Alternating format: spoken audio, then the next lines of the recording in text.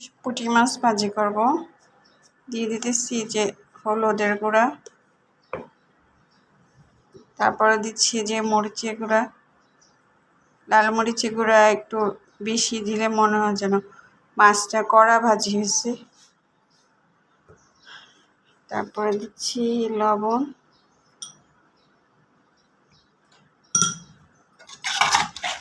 এখন একদম মশলাটা ভালোভাবে মাখিয়ে নেব।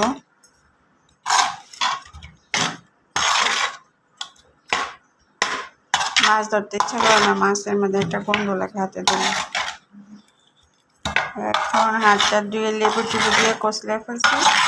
এখন যদি এইভাবেই মশলাটা মাখিয়ে সরিষার তেলে ভাজি করব।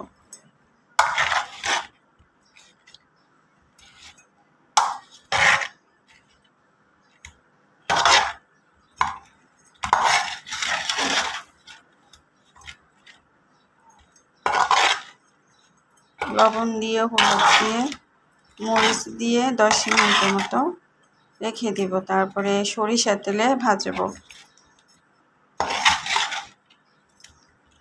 এখন ভিডিও দিতে ভালো লাগে, কারণ দেওয়ার সাথে সাথে ফরিওতে চলে যায়, ইনকাম ভালো হচ্ছে। ভিডিও দিলে ফলোয়ার্স বেশি আসে, তো বড় ভিডিও দিলে হচ্ছে ইনকাম বেশি।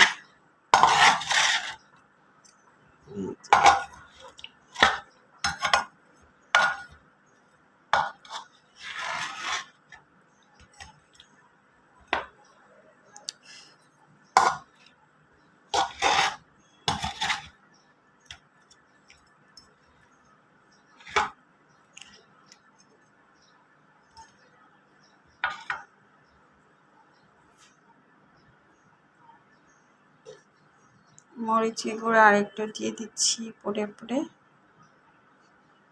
তা মাছটা ভাজি করলে লাল লাল দেখা যাবে।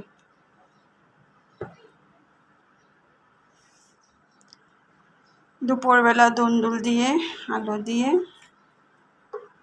ঝোল রান্না হবে, পুঁটি মাছ ভাজি, ডিম বোনা, শুটকি বোনা, খাবারে কোনো শেষ নেই।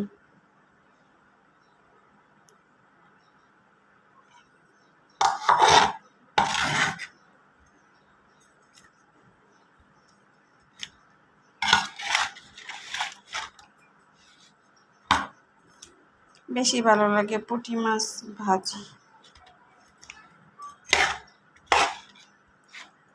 সরিষার তেল দিয়ে একদম ডুবো তেলে ভাজি করলে অনেক ভালো লাগে।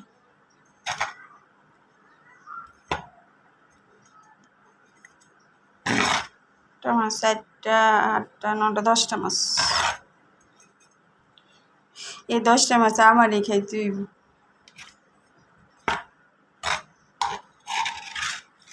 এই 10টা মাছ আমি খাবো। মানুষের বাসায় মাছ একটা একটা করে ভাগে পাওয়া যায়, আর আমার সবই খাওয়া লাগে।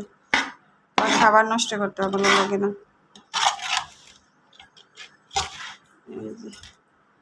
একদম সরিষার তেল দিয়ে ঘন ভাজি, একদম কড়া ভাজি করবো।